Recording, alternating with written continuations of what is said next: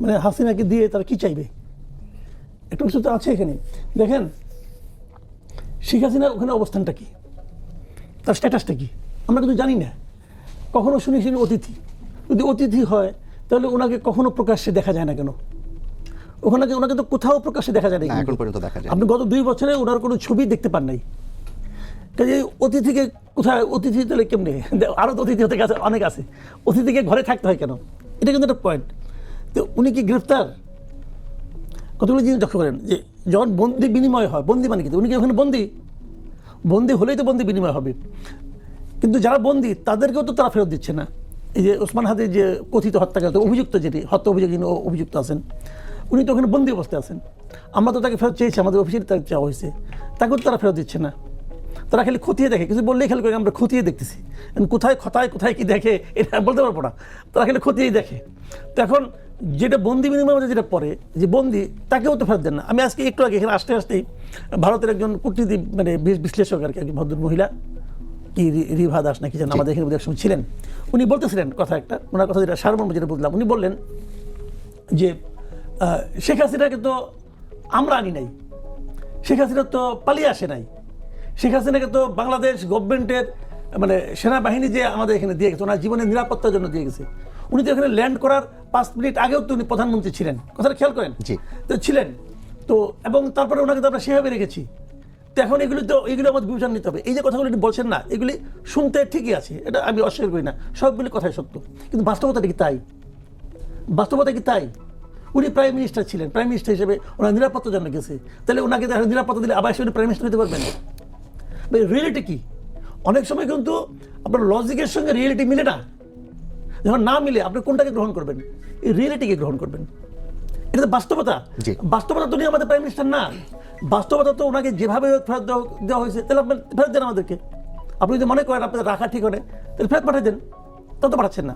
আবার উনি নিজেই আসতে যাচ্ছেন, তো আমি তো মনে করি উনি যেন আসতে চান, এটা খুব ভালো। ভাগ্যিস তারেক রহমান যায় না ইন্ডিয়াতে, ওনার যা বোধহয় হচ্ছে না, যদিও শুনলাম আর কি। যদি উনি যান, আমি তো অনুরোধ করবো ওনাকে নিয়ে আসেন। যাচ্ছিনি যখন, বলে যে ঠিক আছে চলেন আপনি নিয়ে যাই, প্রাইম মিনিস্টার হিসেবে আমার দায়িত্ব আপনাকে নিয়ে যাওয়া, আপনার বিচারে যা বলে, আইনে যা বলে তাই হবে। তো আসুক না, উনি যদি আসতে চান আমি কিন্তু তাও ওয়েলকাম করি। উনি ডিসেম্বরে আসতে চান, আসেন, ডিসেম্বরে আপনি কেমন আসবেন, আসে পড়েন, আমাদের তো কোনো না নাই রে ভাই। কারণ ওনাকে তো আমরা খুঁজতেছি, ওনাকে তো আমরা চাচ্ছি। যদি ইন্ডিয়া পাঠায় তাও খুশি, যদি উনি আসেন তাও খুশি, যদি কোনো আলোচনা যেমনি হোক আসুক, কিন্তু এইটাকে নিয়ে রাজনীতি করাটা ভাই আমার পছন্দ না। এটা হলো আমার দিক থেকে বক্তব্য। এবং উনি ওই যে মানে কিছু, যেমন আপনি উনি যে 5 তারিখের আগেই তো বাংলাদেশ আমাদের অবস্থানটা জানাচ্ছিল ইন্ডিয়াকে, যে আমরা চাই না উনি বলুক। হ্যাঁ ঠিক আছে, ইন্ডিয়া যদি বলে যে একটা বেসরকারি প্রতিষ্ঠান করছে, আমরা তো না করতে পারবো না, করছে, কথা সত্য, বেসরকারি প্রতিষ্ঠান। ইন্ডিয়া যদি বলে উনি তো আমাদের অতিথি, আমি ওনাদেরকে না করবো কেমন করে, ওটাও সত্যি। কিন্তু বাংলাদেশ যে আপনাকে বললো, আপনি তখন যে বললেন যে আপনি একটা ব্যবস্থা নেবেন, ওটা তো আপনি নিলেন না। আপনি কি ব্যবস্থা, বাংলাদেশ যেটা বলছে, যদি বাংলাদেশের দাবিটা যদি হয়, অযৌক্তিক হয়, তো বাংলাদেশকে তখনই বলতেন যে আপনি দাবিটা অযৌক্তিক, আমি মানবো না, তাও তো বলেন নাই। এবং পরে আবার বলেছে তার সাথে, তার বক্তব্যের সাথে ভারত অ্যালাইন করে না। এইটা খুব ইম্পর্টেন্ট কথা। এই কথাটা আমার কাছে মনে হয় সবচেয়ে ইম্পর্টেন্ট, যে ওনাদের এই যে আপনার জসওয়াল যে বলছে যে উনি কিন্তু শেখ হাসিনা বলে নাই, বলছে ওই অনুষ্ঠানে যে বক্তব্যগুলি এসেছে তার সঙ্গে ভারত একমত না, ভারত অনুমোদন করে না ভারত। এবং সেটাও বলেছেন গণতান্ত্রিক সরকার আছে, সরকারের বিরুদ্ধে যা বলা হয়, বাংলাদেশের বৈধভাবে নির্বাচিত সরকার, বৈধভাবে গণতান্ত্রিক সরকার। তো তার মানে এখানে কয়েকটা পয়েন্ট, কিন্তু ওনারা বাংলাদেশের বর্তমান সরকারের যে নির্বাচন প্রক্রিয়া এবং নির্বাচিত হওয়ার পর যে সরকার আছে, সেই সরকারকে তারা স্বীকার করছে, 1 নম্বর। 2 নম্বর হলো ওখানে তারা যা যা বলেছে, ওখানে কিন্তু নওফেল সাহেব কথা বলেছেন, ওখানে জয় সাহেব কথা বলেছেন, এই কোনো বাংলাদেশ সম্পর্কে তাদের যা যা বক্তব্য, এগুলো কি ওনারা অনুমোদন করেন না, এন্ডোর্স করেন না। তার মধ্যে কিন্তু জয় সাহেব বলেছেন বাংলাদেশ থেকে পাকিস্তান হয়ে যাচ্ছে, বাংলাদেশ জঙ্গি রাষ্ট্র হয়ে যাচ্ছে, এটা শেখ হাসিনা বলেছেন। তো এই যে বক্তব্যগুলো, এগুলোর সঙ্গে ভারত একমত না, এইটা আমি মনে করি খুবই সিগনিফিক্যান্ট। এটা খুবই সিগনিফিক্যান্ট ব্যাপার। আজকে প্রধানমন্ত্রীর সাথে ভারতের যে হাই কমিশনারের সাক্ষাৎ, এবং সাক্ষাতের পর আপনি যেটি বললেন যে আপনিও খানিকটা নিশ্চিতই যে প্রধানমন্ত্রী যাচ্ছেন না ব্রিক্সের সম্মেলনে। তো সেখানে যদি প্রধানমন্ত্রী না যান, তাহলে মুখোমুখি বসে সমাধানের যে প্রচেষ্টা, সেটি আসলে কি আরো দেরি হবে কিনা, কিংবা মুখোমুখি না বসে সমাধান হওয়া সম্ভব? দেখেন উনি এখানে যাবেন, যে উনি তো ব্রিক্স সম্মেলনের কেউ না, আমরা তো বিমস্টেক চেয়ারম্যান হিসেবে, উনি বিমস্টেকের চেয়ারম্যান হিসেবে ওনাকে ডাকা হয়েছে।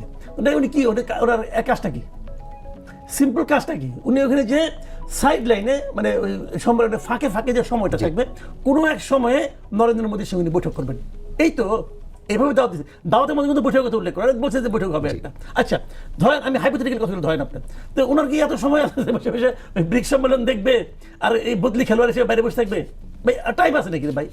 আমাদের প্রধানমন্ত্রী যে এমনি ঝামেলার মধ্যে আছে, দেশের অবস্থা, অর্থনৈতিক অবস্থা, অমুক অবস্থা। যেমন আজকে মনে করেন আজকে সারা ঢাকায় মানে জলাবদ্ধতা, আমি নিজে পানিতে আটকে পড়ছিলাম, আমি হাঁটু পানি ভেঙে ভেঙে আমি বাসায় গেছি আজকে।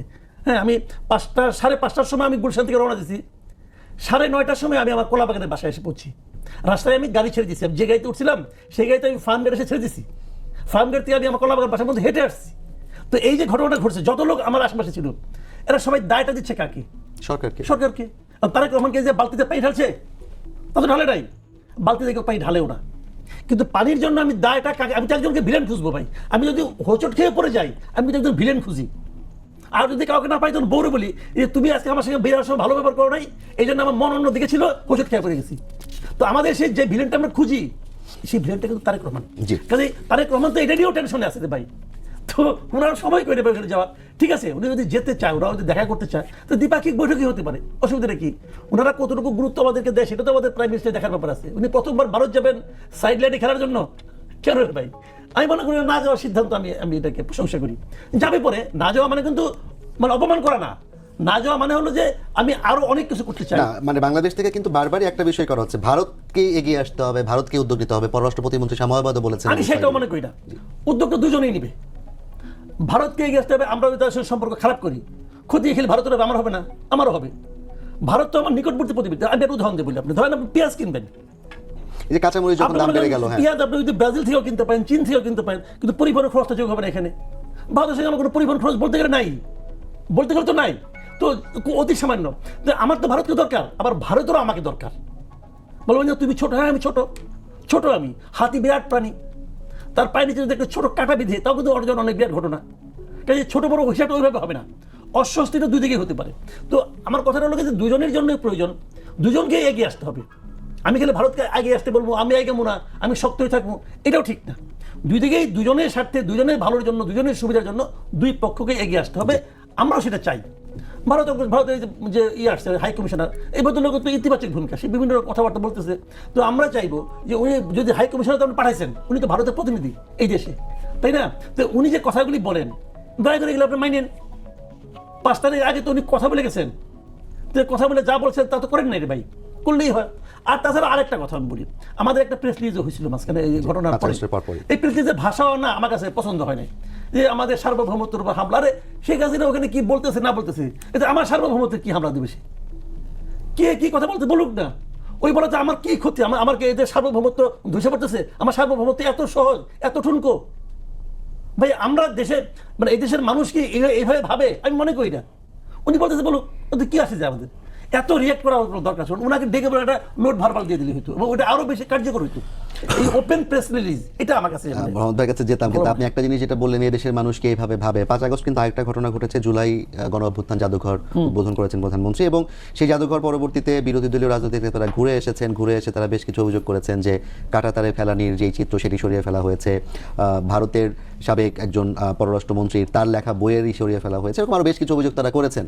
এবং এগুলো করে তারা বলেছেন সরকার আসলে এটা দিয়ে কি বার্তা দিতে চায় ভারতের জিনিসগুলো। ঠিক না। আচ্ছা, জুলাইয়ের সঙ্গে ফেলানির কি সম্পর্ক বলেন আপনি?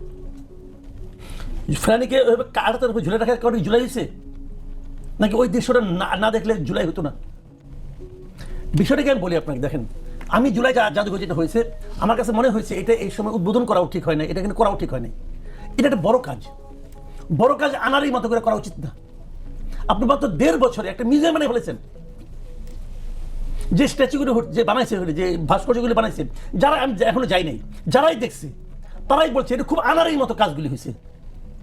খুবই এটাকে আরো সময় নিয়ে করা যেত না? একটা মিউজিয়াম 1.5 বছর হয়ে যায়। এটা হয়েছে জেদের কারণে। কতিপয় চ্যাংরা পোলা পান হয়ে গেছিল উপদেষ্টা, হয়ে তারা জেদ ধরছে যে আমরা এটা করবো, এখনই করে ফেলাম। জুলাই জাদুঘরে এখনই করতে হবে, আর এখানেই করতে হবে, এত তাড়াতাড়ি করতে হবে, হয়ে গেছে। কি হয়েছে? যেটা বানাইছে কি হয়েছে নাকি? দেখেন আমি এটা আপনাকে ছোট্ট উদাহরণ দিই। আমাদের একটা জাতীয় জাদুঘর আছে, এটা আয়তন কত?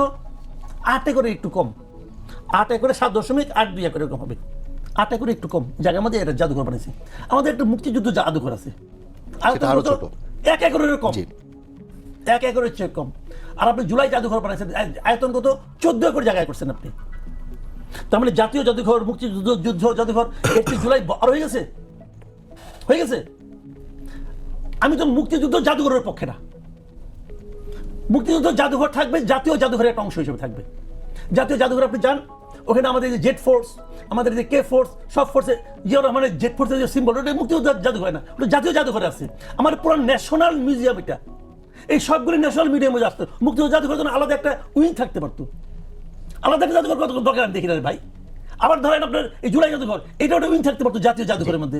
আপনি এটা জেদের কারণে করছেন। প্রাইম মিনিস্টার কি শেখ হাসিনা একমাত্র পৃথিবীতে বাংলাদেশে প্রাইম মিনিস্টার আসবে না? আর আসবে না? আপনি কোনদিন হইতে পারবেন না যাতে নাকি আর কেউ থাকতে না পারে ব্যবস্থা করে দিয়ে গেছেন। এটা হলো ইউনূস সাহেবের একটা শয়তানি। জুলাই জাদুঘর আপনি করেন, আরো চিন্তা ভাবনা করে, আরো প্ল্যান করে, আরো প্রফেশনালি করেন। ফারুকের মতো একটা লোককে দিছে এটা বানানোর জন্য, সেই ব্যাটা ছিল উপদেষ্টা, উপদেষ্টা ওটার আবার সে কমিটির চেয়ারম্যান, তার বউ নাকি কি কি প্ল্যান ক্লেম করছে। এটা কি রে ভাই? এটা কি ফারুকের ওই সিনেমা নাকি, যে সিনেমায় বাংলা মানে বাংলা ভাষাকে নিয়মিত রেপ করা হয়, ওই সিনেমা বানাইছে এটা? ভাই এইগুলো ঠিক হয় নাই, এগুলি আরো মানে ঠান্ডা মাথায় চিন্তা ভাবনা করে বানানো উচিত ছিল। এটা তো রয়ে গেছে, হয়ে গেছে, কি করবেন আপনি? এর কোনো সমাধান যাই না ভাই, এটা মানে যার যার মতো করতেছে। এখন এই বিষয়গুলো নিয়ে আসলে রাজনীতিবিদ এবং আপনারা যারা বিশ্লেষক তারা আসলে আরো অনেক বেশি বিস্তারিত আলাপ করতে পারেন। রহমতুল্লাহ ভাই, আমি আপনাকে এই প্রসঙ্গে টানতে চাই না। আমি যেটা আপনাকে বলতে চাই যে বিএনপি ভারতের সাথে সম্পর্ক স্বাভাবিক করার ক্ষেত্রে, কিংবা ভারতের সাথে আমাদের যেই সম্পর্কের টানাপোড়েনের কথা বলা হচ্ছে, কিংবা যেরকম পরিবেশ দেখা যাচ্ছে, সেখানে মাসুদ ভাই বললেন যে আমাদের এগিয়ে যেতে হবে, ভারতকে আগাতে হবে। কিন্তু আমরা দেখতে পাচ্ছি 5 আগস্টের পর অনবরত বাংলাদেশের বিরুদ্ধে প্রোপাগান্ডা চালানো হয়েছে, মিথ্যা প্রচারণা চালানো হয়েছে, অনেক ধরনের, একদম বিভিন্ন টেলিভিশন সহ। এবং বিএনপি ক্ষমতায় আসার পর আমরা দেখছি 32টি হামলায় 9 জন নিহত হয়েছেন সীমান্ত বিএসএফ এর, এবং 35 জন আহত হয়েছে। গতকালকেও একজনকে ভারতের সীমান্তের ভিতরে হত্যা করা হয়েছে, এবং বিভিন্ন সীমান্তে 38 জনকে বিভিন্ন সীমান্ত থেকে আটক করা, তারপর সীমান্তবর্তী এলাকা দিয়ে প্রায় 173 জনকে পুশিন করা, 416 জনকে বিভিন্ন সীমান্ত দিয়ে তারা পুশিনের চেষ্টা করা, গত কয়েকদিনেও কয়েকটি সীমান্তে তারা পুশিনের চেষ্টা করেছে। সো এই চাপ প্রয়োগ করে আসলে বাংলাদেশের দিক থেকে, যেটা আমি মাসুদ ভাইকে প্রশ্ন করেছিলাম, বার্গেনিং টুল কিনা আসলেই সত্য, বাংলাদেশ থেকে ভারত আসলে কি চায়, এগুলো করে বাংলাদেশ থেকে ভারত কি প্রত্যাশা করে? আমি আগেরবারে আপনাকে বলেছিলাম যে বাংলাদেশের জনগণের পারসেপশনটাকে কখনো ভারত মূল্যায়ন করেনি। বাংলাদেশের মানুষ কি চায় এটিকে কখনো তারা প্রাধান্য দেয়নি। আমি বলেছিলাম জনগণের সঙ্গে জনগণের সম্পর্ক হবে। জি, আমি বলেছিলাম যে সরকারের সঙ্গে সরকারের সম্পর্ক থাকবে, কিন্তু ওই দেশের জনগণ কি আমাদের দেশের জনগণকে পছন্দ করে না, বা আমাদের দেশের জনগণ কি ওই দেশের জনগণকে পছন্দ করে না? আমার মনে হয় যে ম্যাক্সিমাম ক্ষেত্রে এটা সঠিক না।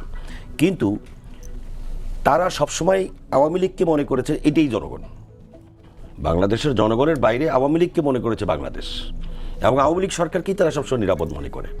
প্রবলেমটা হচ্ছে এখানে, যদি আমাদের দেশের সঙ্গে মাসুদ কামাল ভাই যেটা বলেছেন যে হ্যাঁ একতরফা না, বাংলাদেশকে এগিয়ে যেতে হবে, বাংলাদেশের স্বার্থ আছে, তাদেরও স্বার্থে আছে, তাদেরও এগিয়ে আসতে হবে। এই যে ভারতীয় রাষ্ট্রদূত যেই কথাগুলি বলেছে যে সমস্যা কখনো দীর্ঘস্থায়ী না, আলোচনা দিয়ে সব সমাধান করা যায়, এই আলোচনা দিয়েই যদি সমাধান করা যায়, তাহলে আমার প্রতিদিন আমার সীমান্তে কেন পাখির মতো গুলি করে মানুষকে হত্যা করা হচ্ছে?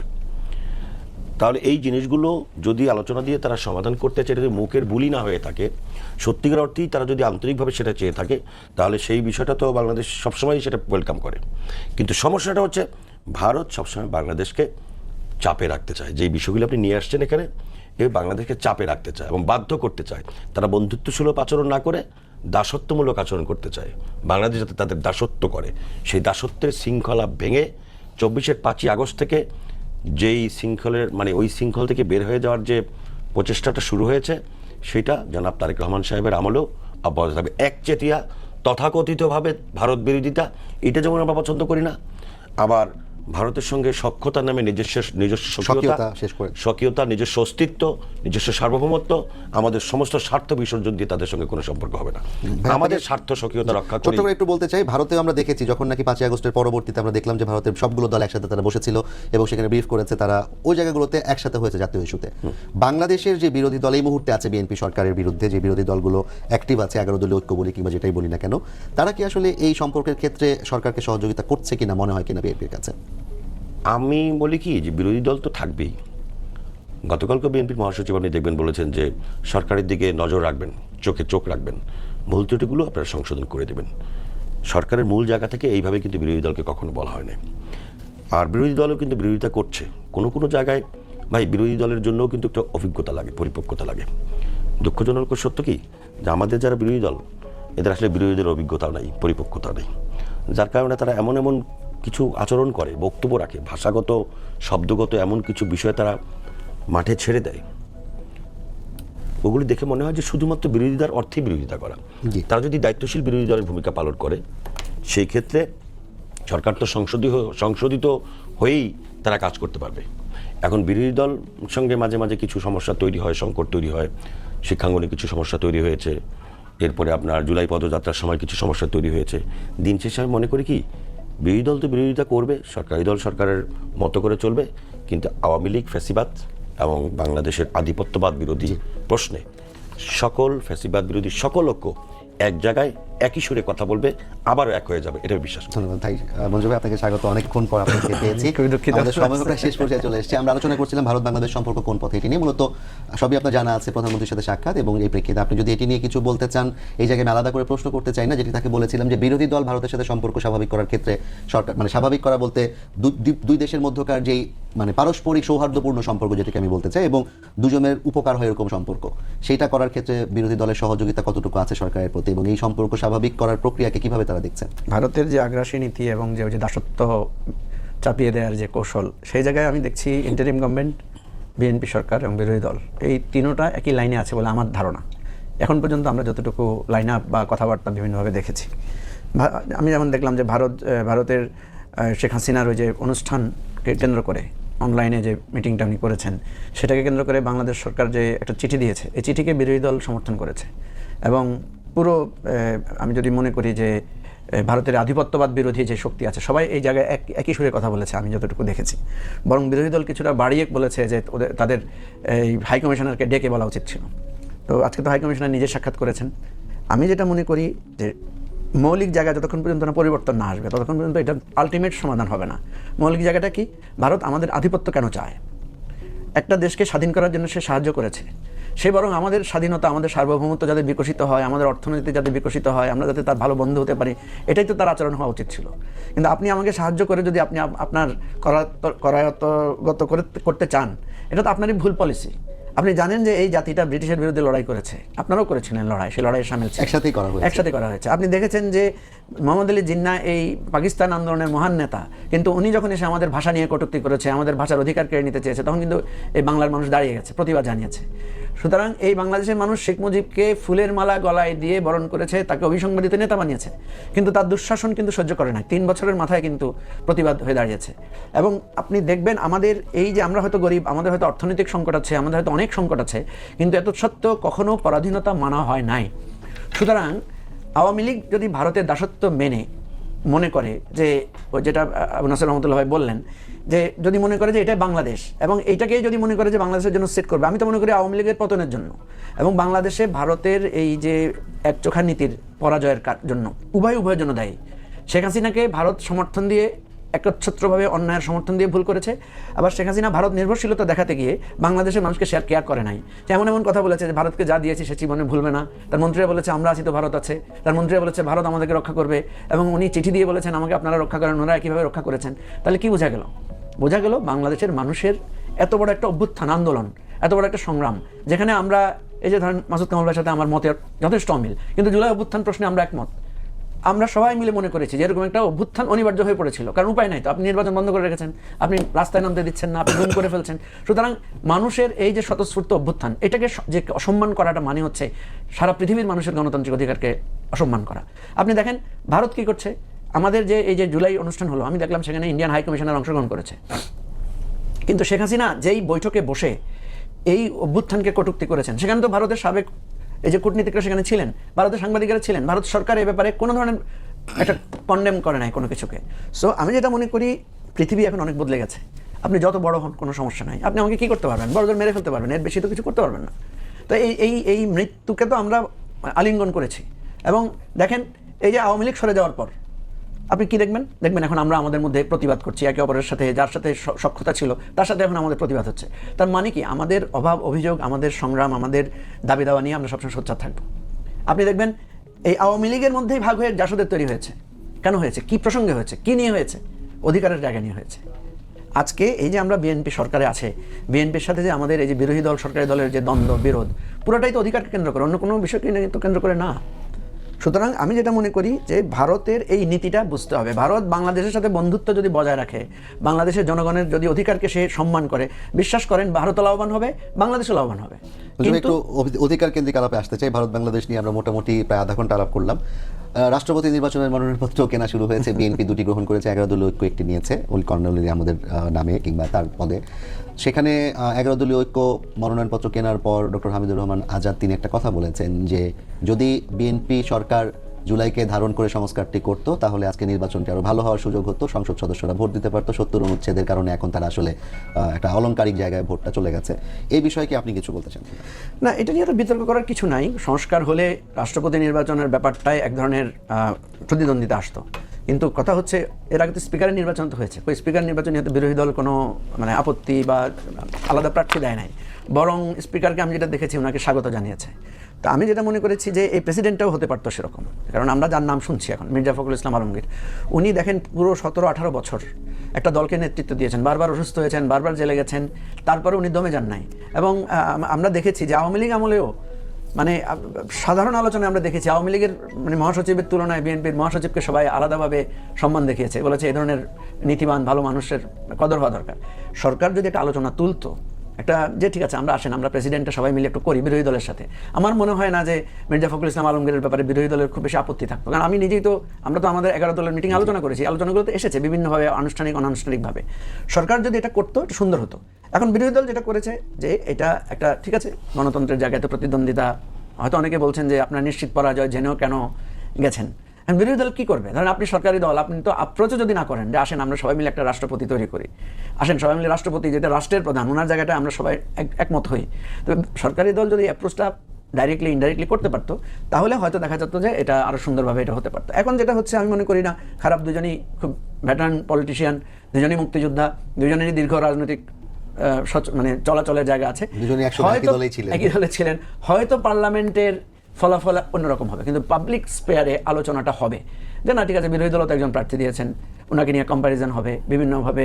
যেমন উনি বাংলাদেশের মুক্তিযোদ্ধাদের মধ্যে অন্যতম শীর্ষ মুক্তিযোদ্ধা যিনি জিয়াউর রহমানের সাথে বিদ্রোহের অংশীদার ছিলেন, ঠিক আছে।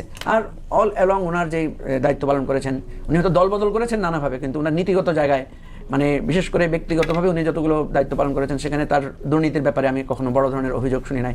আমরা ওনাকে নিয়ে খুব হাসি তামাশা করতাম, ওনার বাসায় 6 তলায় হেঁটে হেঁটে উঠতে হয়, লিফট নাই। তো এটাও আমরা একটা সিম্পলিসিটি দেখেছি ওনার, যে উনি এই 80 বছর বয়সেও বা 80-র কাছাকাছি বয়সেও উনি হেঁটে হেঁটে 6 তলায় ওঠেন নামেন, বাহুল্য তৈরি করেন নাই বা এই ধরনের জাঁকজমক করেন। যেমন উনি বুড়া বয়সে এসে কিন্তু পিএইচডি করেছেন, পড়াশোনা করেছেন অনেক কষ্ট করে, লেখালেখি করে এই অবস্থায়। তো আমি ব্যক্তিগত আলোচনায় যাব না, আমি মনে করি যে দুজন প্রার্থী খুবই যোগ্য, দুজন প্রার্থী আমাদের খুবই সম্মানিত। আমরা যেটা চেয়েছিলাম যে এই যে দলের লোকই হোক, আমরা দেখেছি যে দলের লোক স্পিকার হয়েছেন কিন্তু উনি গ্রহণযোগ্যতা পেয়েছেন, দুজনই স্পিকার ডেপুটি স্পিকার। তো দলের লোকও যদি প্রেসিডেন্ট হন, রাজনৈতিক ধীসম্পন্ন লোকেরা রাষ্ট্রপতি হলে হয় কি তারা বিভিন্ন রকমের ষড়যন্ত্র মোকাবেলা করতে পারেন এবং নীতি নির্ধারণী জায়গায় তারা এক ধরনের অভিভাবক সুলভ ভূমিকা পালন করতে পারেন এবং রাষ্ট্রের ক্রাইসিসে একটা দায়িত্বশীল সুলভ ভূমিকা। এবং যদি সংবিধান সংস্কার করে রাষ্ট্রপতির ক্ষমতা বাড়ানো হয় তাহলে সেখানে রাষ্ট্রপতির ভূমিকা অনেক বেড়ে যায়। আমার মনে হয় বিএনপি ওই চিন্তা থেকে, বিএনপি যেহেতু বলছে, আমরা তো এখনো আস্থা রাখতে চাই, বিএনপি যেহেতু বলছে জুলাই সনদ অক্ষরে অক্ষরে বাস্তবায়ন করবে এবং বিএনপির 31 দফাতে এটা বলা আছে যে রাষ্ট্রপতি এবং প্রধানমন্ত্রীর ক্ষমতার ভারসাম্য আনবেন, সুতরাং ওনারা ওই ধরনের একজন রাষ্ট্রপতি দিচ্ছেন যিনি হয়তো এই জায়গাটা কিছুটা লোড বিয়ারিং হবেন বা এই জায়গায় ওনার যে প্রতিশ্রুতি আছে সেগুলো রক্ষা করার জন্য উনি হয়তো কাজ করবেন এবং ঐক্যের মানে সিম্বল আকারে উনি থাকবেন, এটা আমি আশা করি। আর ধন্যবাদ আপনার কাছে সময় আরেকবার। মাসুদ ভাই, আমি এবার একটু রাষ্ট্রপতি নিয়ে আপনার কাছ থেকে জানতে চাই। রাজনীতিবিদরা একভাবে দেখেন, সাধারণ মানুষ আসলে তাদের নিজেদের মধ্যে কনফিউশন তৈরি করে এবং আপনারা যারা আলোচক তারা বিশ্লেষক তারা ভিন্নভাবে ব্যাখ্যা করেন। যদি ভুল না করি সম্ভবত এটা তৃতীয়বার কোনো জায়গায় রাষ্ট্রপতি নিয়ে আসলে ভোটিং হচ্ছে, মানে একক প্রার্থী না দিয়ে বিরোধী দল প্রার্থী দিচ্ছে বাংলাদেশের গণতান্ত্রিক রাজনীতিতে, আমি যদি ভুল না করে থাকি। তাহলে সেই ক্ষেত্রে বিরোধী দল নিশ্চিত পরাজয় যেন ওই প্রার্থী দেওয়াটা কি মঞ্জু ভাই যে ব্যাখ্যা দিলেন এই কারণেই দেয়া নাকি অন্য কোনো মেসেজ কিংবা বার্তা তারা দিতে চায়? দেখেন, রাষ্ট্রপতি নিয়ে অনেক ন্যাক্কারজনক ঘটনা এসে ঘটছে। আমি যদি আগে রাষ্ট্রপতি যিনি ছিলেন মিস্টার শাহাবুদ্দিন সাহেব, ওনারটা ধরি, যেই দিন ওনার নাম ঘোষণা করা হয়েছে তার আগের দিনও কেউ জানতেন না এবং উনি নিজেও জানতেন না, এবং আওয়ামী লীগের দলীয় লোক যারা নাকি বড় বড় নেতা ছিলেন, সিনিয়র লিডার, তারাও জানতেন না। কেন করা হয়েছিল বলেন তো? করা হয়েছিল এই কারণে শেখ হাসিনা দেখাতে চেয়েছিলেন যে এই দেশে উনি যা বলবেন সেটাই আইন, উনি যা করবেন সেটাই, উপরে আল্লাহর নিচে মাঝখানে উনি, এর মধ্যে আর কেউ কিছু নাই। ওনার ইচ্ছা হলো একজন লোকে যে কোনো চাকর বাকর নিয়ে মন্ত্রী বানিয়ে দিলেন, বললেন এই মন্ত্রী সেই মন্ত্রী। এখন এখানেও কিন্তু তাই করছেন। এই যে প্র্যাকটিসটা, এই প্র্যাকটিসটা খারাপ। আমি তো মনে করি যে অলি আহমেদ সাহেবকে তারা যে প্রেসিডেন্ট ক্যান্ডিডেট করেছেন, এটা one kind of master stroke, এটা আমি মনে করি পার্সোনালি। কেন মনে করি সেটা আমি বলি। অলি আহমেদ সাহেব গুড ক্যান্ডিডেট, ওনার অনেক আচরণ নিয়ে আপত্তি আছে, আমারও আছে। ওনাকে আমার কাছে মাঝে মাঝে খুব অহংকারী লোক মনে হয়, হতেই পারে। অহংকার করার মতো যদি পদার্থ নিজের মধ্যে ফিল করেন, হতেই পারে। যার ভিতরে দ্রব্য আছে সে অহংকার করতেও পারে, সমস্যাটা কি, আমার কোনো আপত্তি নাই তো। তো এই ব্যাপারে ওনাকে আমি পছন্দ করি, খুবই গুড ক্যান্ডিডেট। এবং যে কথাটা মঞ্জু ভাই বললেন, ওনার মুক্তিযোদ্ধা, তারা মুক্তিযোদ্ধা তো নিয়ে এত কোনো আলোচনা নাই। আচ্ছা, বিএনপি কিন্তু জামাতকে অ্যাটাক করে মুক্তিযুদ্ধ নিয়ে, বিএনপি জামাতকে প্রায় অ্যাটাক করে। এখন জামাতের একটা বড় জায়গা থাকলো যে আমি তো একটা মুক্তিযোদ্ধাকে ডোমিনেশন দিয়েছি, আপনি তো তা পারেন নাই। তো এইটা কি জানেন, আমি বলি জামাতের আসলে পলিটিক্সটা কি বলুন তো। এখন জামাতের পলিটিক্স হলো 2031-কে মাথায় রেখে তারা এখন সে তারা যা আছে মুখে মুখে অনেক কিছু বলতেছে, কিন্তু আলটিমেটলি তারা চিন্তা করতেছে যদি তত্ত্বাবধায়ক সরকার আসে, তার আগামী যদি ইলেকশন হয়, আমি তখন বিরোধী দল, আমার তখন একটা ভালো করার সম্ভাবনা আছে। উনি অনেক অনেক কাজ করবেন যা নাকি বিএনপি যে প্রেশার হিসেবে কাজ করবে, এটা সেই ধরনের একটা প্রেশার। বিএনপি কিন্তু দেখেন বিএনপি কি করছে, বিএনপি তার স্থায়ী কমিটি বসে মিটিং করছে, লম্বা আলোচনা হয়েছে। আলোচনার নেট রেজাল্ট কি, তারেক রহমান সাহেবকে দায়িত্ব দিয়েছে এককভাবে যে আপনি ঠিক করবেন। তাহলে এই লম্বা আলোচনার অর্থটা কি? জি, লম্বা আলোচনার অর্থ হলো যে আমরা ক্যাপাবল না, আপনি ক্যাপাবল, আপনি ঠিক করেন। এই যে প্রবণতাটা, এই প্রবণতাটা ভালো না, এবং এই প্রবণতা কিন্তু আওয়ামী লীগের মধ্যে ছিল। তো এই প্রবণতাটা প্রশংসনীয় নয়। এরা মিটিং করে ঠিক করছে আর বানাবো। তো আমার কাছে মনে হচ্ছে এখন তারেক রহমান সাহেব যাকে তাকে বানাতে পারতেন, কিন্তু যখন জামাত একজনকে ঘোষণা করে দিল, জামাত অথবা 11 দল বলি আমি, তো তারেক রহমান সাহেবের উপর কিন্তু এটাও একটা প্রেশার, উনি কান্ডাম প্রপোজ করবেন, সেটা কিন্তু লোকে ত্রুটা করবে। অলরেডি কিন্তু যেই জামাত অলি আহমেদ সাহেবকে বলছে, 11 দল অলি আহমেদ সাহেব বলছে, সঙ্গে সঙ্গে আমরা শুনতেছি যে মির্জা ফখরুল মোটামুটি কনফার্ম। কি কারণে? কারণ তাদের সম্ভাব্য প্রার্থীদের মধ্যে ওর পাশে দাঁড় করানোর মতো প্রার্থী আসলে উনি ছাড়া আর কেউ নাই। মাঝখানে শুনছিলাম তো কে গণি না কে কাজে একজন কোন নাসির গনির কথা বলা হচ্ছে, হ্যাঁ, পেপারে ওই আলোচনা নাই এই কারণেই। এখন কিন্তু ওই আলোচনাগুলো হচ্ছে, ডক্টর ইউনূস হচ্ছে না আলোচনা, এটাই কারণ। জি, কারণ আমাদের সময় একদম শেষ হয়ে আসছে। আমরা একটু নাসির মোহাম্মদুল্লাহ ভাইয়ের কাছে যেতে চাই। ভাই, কামাল ভাই একটা গুরুত্বপূর্ণ কথা বলেছেন যে বিএনপি স্থায়ী কমিটির বৈঠক করে তারেক রহমানকে দায়িত্ব দিয়েছে। সো এইটা বিএনপির কেন করতে হলো? এখন ধরেন আলোচনা করলো, দীর্ঘ সময় আলোচনা করলো, আলোচনা করার পরে ওখানে কেউ বলবে যে আমাকে দেন নাকি, আমাকে দেন, অথবা 5 জনে মিলে বলবে যে না অমুককে দেন, তখন তো বলতো যে তারা একমত হইতে পারলো না। তো বিতর্ক তো আসলে তুলে বিভিন্নভাবে তোলা যায়। বিষয়টা হচ্ছে যে আলোচনা তো হয়েছে যে আমরা এরকম একজন রাষ্ট্রপতি দরকার, ওইরকম একটা রাষ্ট্রপতি দরকার, এই বিবেচনা করে তারেক রহমানকে আপনার মনে হইতে পারে ওনাদের থেকে junior, but Tarique Rahman chairman তো এবং প্রধানমন্ত্রী, তাকে দায়িত্ব দেওয়া হয়েছে। এখানে আমি আসলে কোনো ওইরকম ব্যত্যয় হয়েছে কোনো কিছু মনে করি না। মঞ্জু ভাই একটা কথা বলছিলেন যে উনি একজন মুক্তিযোদ্ধা, সেও একজন মুক্তিযোদ্ধা। তো কর্নেল অলি সাহেব, মূলত কর্নেল অলি সাহেবকে খুশি করার জন্য এরকম একটা কাজ করা হয়েছে, এক। দ্বিতীয়ত কর্নেল অলি আহমেদ সাহেব এবং বিরোধী দল একটা আলোচনায় থাকার জন্য এটা করা হয়েছে, অন্য কিছুই না। এবং কর্নেল অলি আহমেদ সাহেবের সঙ্গে এই যে বিএনপির দূরত্বটা, এটা এখানে সবারই মনে থাকার কথা। জি, যে জামাত এবং কর্নেল অলি আহমেদ সাহেবের একই আসন দাবি করেছিল জামাত এবং বিএনপির সঙ্গে যে সমঝোতা, সেইখানে কর্নেল অলি আহমেদ বলছে জামাতকে ওই আসন দেওয়া যাবে না। বিএনপি কিন্তু জামাতকে দিতে চেয়েছে, কারণ আগের বার জামাত ওই আসন থেকে বিজয় হয়েছিল। এইটাকে কেন্দ্র করে কোনো অবস্থায়, এবং সেখানে ওপেন করা হয়েছিল যে হ্যাঁ কর্নেল অলি সাহেবও নির্বাচন করবে, জামাতও নির্বাচন করবে। এবং জামাত প্রশ্নে কিন্তু কর্নেল অলি আহমেদ সাহেব জামাত প্রশ্নে বিএনপির সিদ্ধান্তের বাইরে গিয়েছেন, যার কারণে উনি মন্ত্রী হইতে পারেন নাই। এরপর তাকে আবার জামায়াত এখন জামাত আবার রাষ্ট্রপতি, এটা আপনি বলতে চাচ্ছেন। জি।